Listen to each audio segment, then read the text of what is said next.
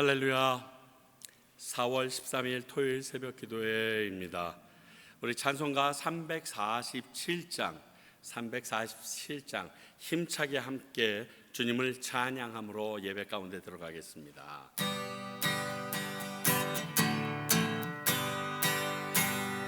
허락하신 새 땅에 들어가려면 맘의 준비 다하여 힘써 일하세. 여호수아 본받아 앞으로 가세. 우리 거할 처소는 주님 품일세. 시험 환난 당해도 낙심 말고서 맘의 걱정 버리고 힘써 일하세. 여호수아 본받아 앞으로 가세. 우리 거할 처소는 주님 품일세. 앞서가신 예수님 바라보면서 모두 마음을 아파여 힘써 일하세. 여호수아 본받아 앞으로 가세. 우리 거할 처소는 주님 품일세. 일할 곳이 아직도 많이 있는데 담대하게 나가서 힘써 일하세. 여호수아 본받아 앞으로 가세. 우리 거할 처소는 주님 품일세. 하나님 아버지, 그렇습니다. 우리가 가서 있을 곳, 우리가 유할 것은 오직 주님밖에 없음을 고백합니다. 하나님 아버지여, 이 아침에 저희들을 깨워주시고 또 말씀으로 우리에게 양육하여 주시니 감사합니다. 저희들이 이 말씀을 먹을 때 하나님께서 원하시는 그 길을 저희들이 보게 하시고, 그 길이 좁은 길이고 험한 길일지라도 하나님의 말씀에 따라 가기 위하여 노력하는 저희들이 되어질 수 있도록 도와주시옵소서. 항상 우리에게 소망과 희망이 되시며 예수 그리스도를 통하여 영원한 구원을 허락하신 주님께서 저희들을 인도하시는 길 역시 그럴 것으로 믿고 나아가는 믿음이 말씀 가운데, 진리 가운데 확연히 설 수 있도록 도와주시기 원하오며, 오늘 말씀 전하는 부족한 종의 입술과 듣는 모든 성도들의 마음 가운데도 성령님 역사하여 주시옵소서. 예수님 이름으로 기도하옵나이다. 아멘. 오늘 함께 나눌 말씀은 민수기 15장입니다. 민수기 15장 1절부터 12절까지의 말씀입니다.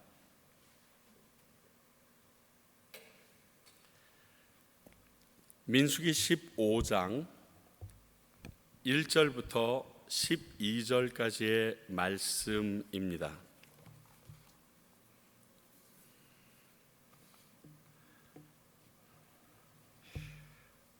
지금까지 계속 함께 나누던 말씀에 비하면 갑자기 조금 생뚱맞다라고 느껴질 수 있는 내용이 갑자기 등장하는 게 민수기 15장이기도 합니다. 함께 우리 민수기 15장 1절부터 12절까지 교독하시도록 하겠습니다. 제가 먼저 읽겠습니다. 여호와께서 모세에게 말씀하여 이르시되, 이스라엘 자손에게 말하여 그들에게 이르라.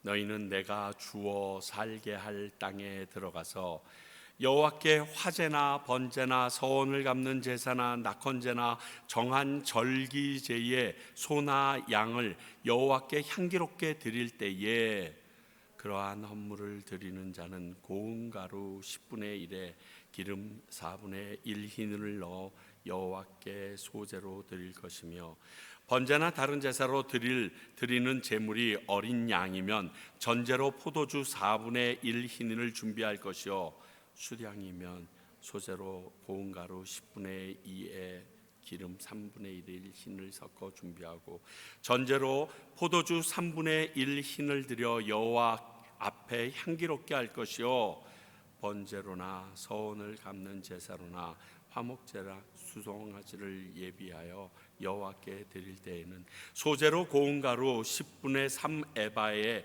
기름 반 흰을 넣어 섞어 그 수송아지와 함께 드리고, 전제로 포도주 반인을 드려 여호와 앞에 향기로운 화제를 삼을지니라.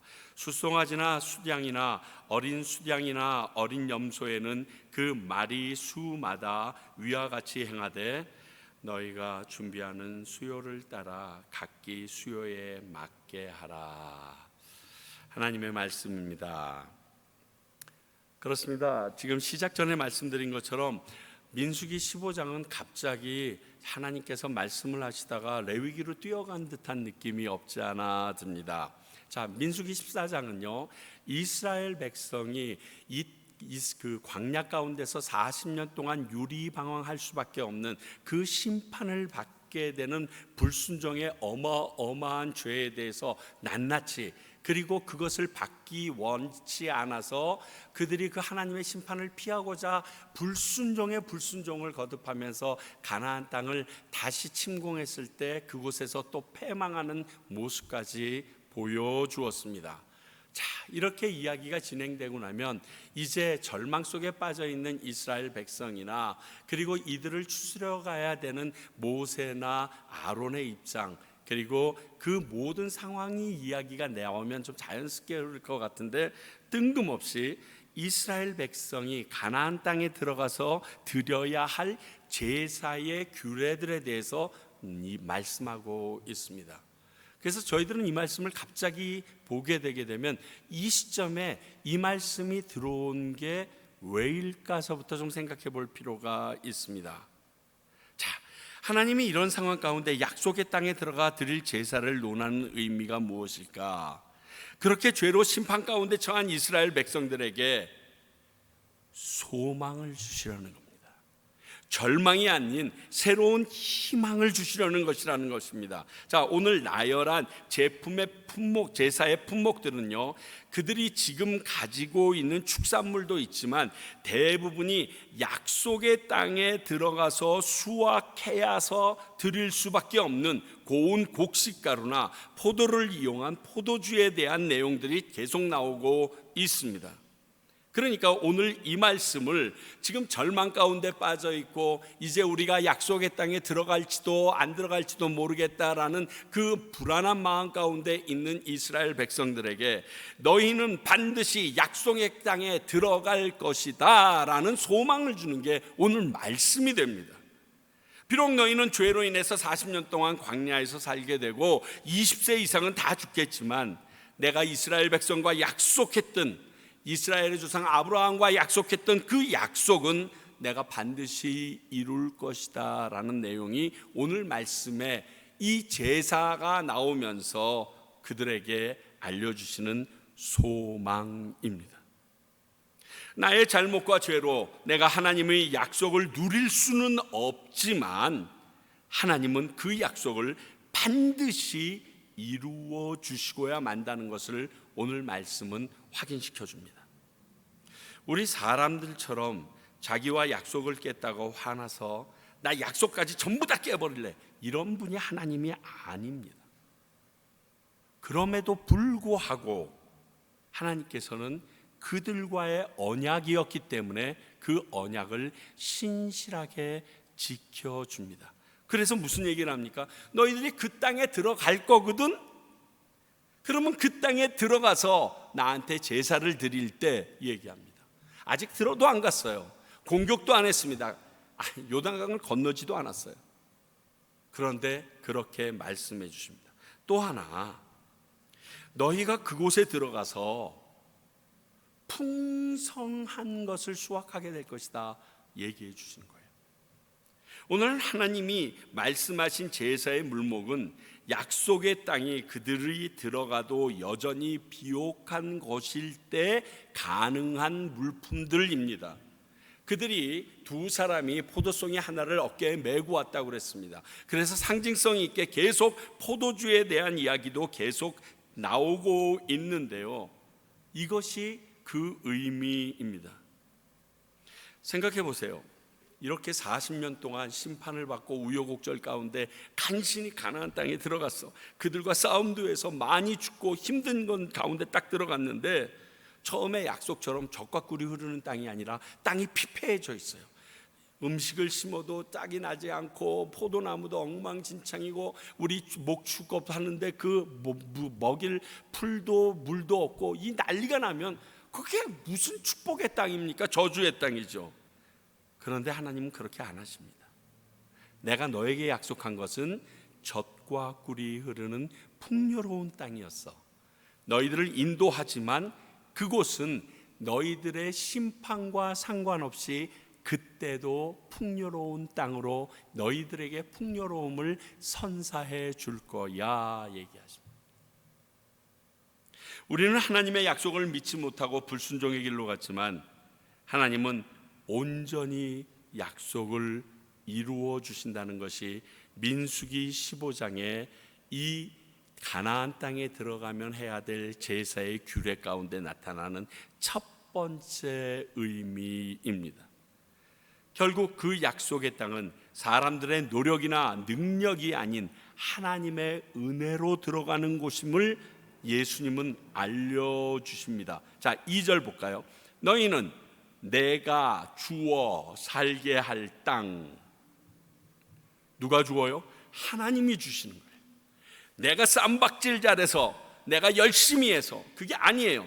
이스라엘 정탐꾼의 착각이 이것이었습니다. 그들은 이런 착각을 하고 그것이 큰 불순종으로 연결이 돼 버렸어요.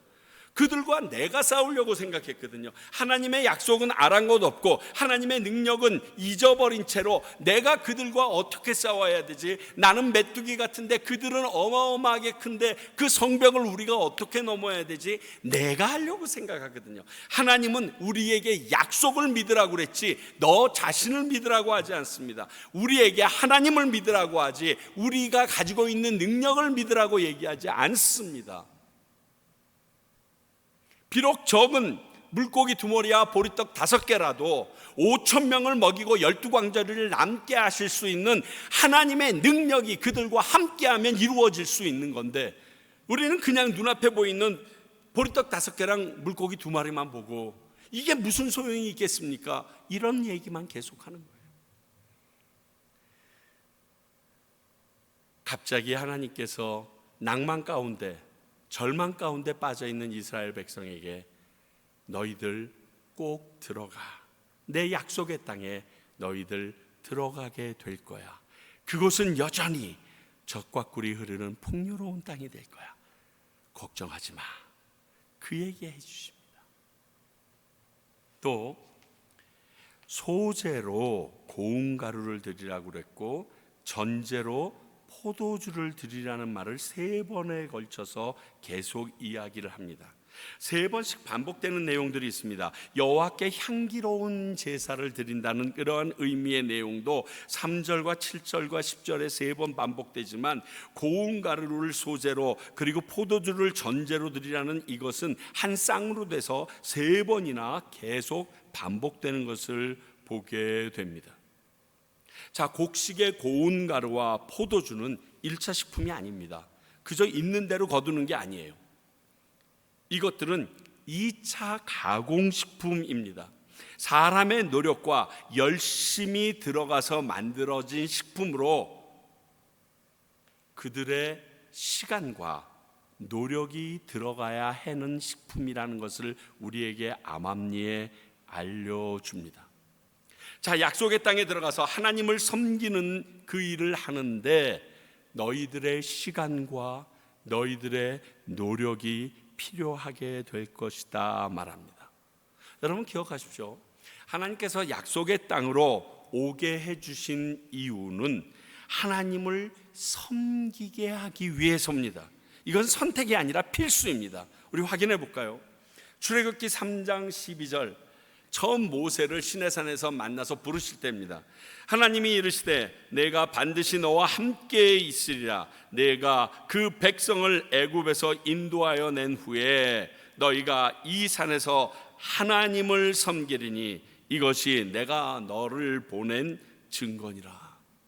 자, 이스라엘 백성에게 지금 모세를 보내기 위하여 그를 부르시면서 내 신을 벗으라 시내산에서 하시는데, 그들을 내가 끄집어내려는 것은 그들이 고통스러워하고 힘들어하는 소리를 들었기 때문도 있지만 그 노예에서 단순히 해방하려고 하는 것이 아니라 너희가 이 산에서 나에게 예배드리는 것을 확인시켜, 이게 필요해서 그래.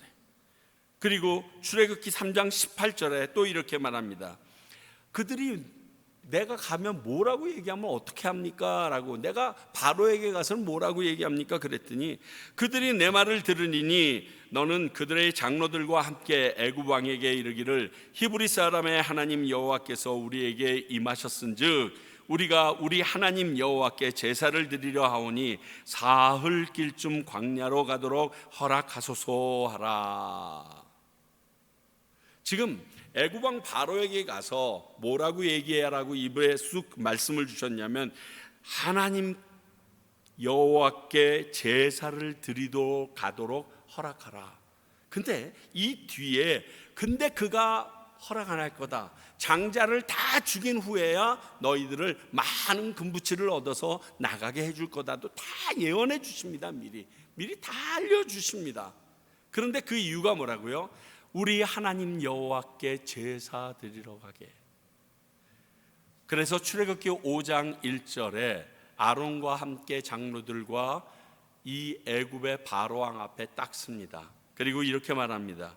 그 후에 모세와 아론이 바로에게 가서 이르되 이스라엘 하나님 여호와께서 이렇게 말씀하시기를 내 백성을 보내라. 그러면 그들이 광야에서 내 앞에 절기를 지킬 것이니라. Let my people go. 그 이유가 serve me, serve God. 하나님께 예배드리게 할 것이다. 절기를 지키게 할 것이다. 나에게 예배하게 하는 자를 나는 원해서 이제 400여 년이 지난 이후에 이들을 다시 내가 뺐다라고 얘기하는 겁니다. 사랑하는 성도 여러분, 출애굽의 목적이 이스라엘 백성을 노예로부터 해방시키는 것이 우선이 아닙니다. 그들이 자유롭게 하나님을 섬기게 하려고 하는 것이 하나님의 목적이셨습니다. 하나님께 마음껏 예배드리고 절기를 지키고 하나님을 높여드리는 그들의 찬양과 예배가 필요했던 것입니다. 후에 이스라엘 백성들이요 아수르에게 그리고 바벨론에게 포로로 잡혀가게 됩니다. 왜 그렇게 되는 줄 아세요? 그들이 이렇게 하나님에게만 예배드리기를 원했는데 하나님 아닌 이방 우상들에게 예배드리는 것을 보면서 그 약속을 파하여 그를 흩으십니다. 그러나 오래지 않아서 70년이 지나서 그들을 다시금 다 예루살렘으로 모아들이십니다. 그 이유가 뭘까요? 하나님의 예배드림이 회복되길 위해서예요. 그러니까 예배가 중심이 돼서 그들이 흩어지고 모이고 그들이 패망하고 다시금 회복되어지고 그들이 승리하게 되고 그들이 지게 되는 일이 하나님께 예배드리느냐 안 드리느냐 하는 이 사건 가운데 많은 것들이 좌지우지되어 왔다는 것입니다. 그러므로 하나님의 자녀된 우리가 가장 큰 관심을 가지고 집중해야 될 것은 하나님을 섬기는 일, 곧 예배입니다. 여러분, 이 예배는요 소홀히 여기거나 가볍게 여기거나 예배 시간을 경거망동한 모습으로 우리가 드린다면 하나님은 아주 견디기 힘들어 하십니다. 그리고 극기하는 이스라엘에게 행했듯이 우리에게도 그러한 어려움, 예배 회복을 위한 그러한 고통의 광야의 시간이 필요하게 될 것입니다. 여러분 기억하셔야 돼요. 우리가 예배가 왜 소중하냐라고 얘기하면 하나님은 우리를 구원하신 이유가 그분이 우리와 함께 함께 있길 원하는데 그 함께 있으면서 해야 될 일이 예배이기 때문에 그렇습니다. 찬양이기 때문에 그렇습니다. 우리가 주의 자녀가 된 것은 우리의 선행이나 열심으로 된 것이 아니라 오직 하나님의 은혜로 된 것인 걸 우리가 너무 잘 압니다. 아예 귀에 못이 박히게 들었습니다. 이 사실은 앞으로 이 자리에서 이 예배를 함께 드리시는 분들 채 50년도 지나기 전에 모든 성도님들이 이 말이 사실인지 거짓인지 확인하게 되실 것입니다. 그런데 이 땅에서 주의 자녀이자 하나님의 백성으로 살아가는 우리에게 원하시는 그 예배, 소홀히 하면 안 됩니다. 주일날 내가 예배 드리는 것, 그게 우선순위가 돼야 돼요. 여러분 마음대로, 여러분 편한 대로 움직이실 수 있어요. 그러나 하나님께서 그것 때문에 우리를 약속의 땅으로 인도하셨다는 사실, 그렇다면 그렇게 나아가는 우리들을 언제까지 참고 기다리실 것 같으세요? 다시 돌아오게 하기 위해서라도 우리가 종아리 맞을 수 있어요.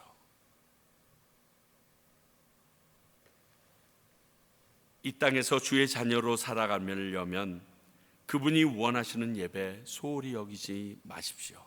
그 예배의 시간을 여러분들의 삶 속에서 우선으로 빼어 놓으십시오. 오늘은 시간이 남기 때문에 이번 주일은 내가 예배 드릴 만해서가 아니라 그게 우선이 되지 아니하면 하나님은 이스라엘 백성에게 행하셨던 이 모든 일이 우리에게 미치도록 하실 수도 있습니다. 최선을 다해 향기로운 예배가 되도록 노력해야 합니다. 우리가 포도에서 열매를 딴 채로 그냥이 아니라 그것을 따서 깨끗하게 씻고 발로 짓눌러 진물을 내고 그 액을 만들어서 수시간 동안 익히고 익혀서 향기로운 뚜껑을 열기만 하면 포도향이 쫙 퍼지는 그러한 노력과 시간이 들어가야 되는, 그리고 우리가 거둔 그 곡식을 그대로 떨어 먹는 것이 아니라 그것을 곱게 가루로 빻듯이 나의 삶과 나의 모든 것이 다 절제되어지고 빠져서 나의 본래의 모습은 아예 찾아볼 수도 없는 콩가루와 같은 모습이 되어서 하나님께 드려지는 그렇게 향기로운 예배가 되도록 우리의 시간과 우리의 마음과 우리의 정성이 예배 안에 있어야 합니다. 하나님은 그것 때문에 이스라엘 백성을 애굽에서 탈출시키신 것이고 우리를 죄 가운데서 구원해 주신 것입니다. 이것을 우리는 기억하고 예배에 한번 목숨 걸어 보시죠. 예수님 믿는 분들 아니라면 이런 표현이 굉장히 당돌하고 당황스러울 수 있지만 예수님을 구주로 믿는 우리들이라면 예배에 한번 목숨 걸어 봅시다 하는 말이 지극히 아주 당연한 말씀인 것을 우리가 깨닫고 나아가야 합니다. 내일 주일입니다.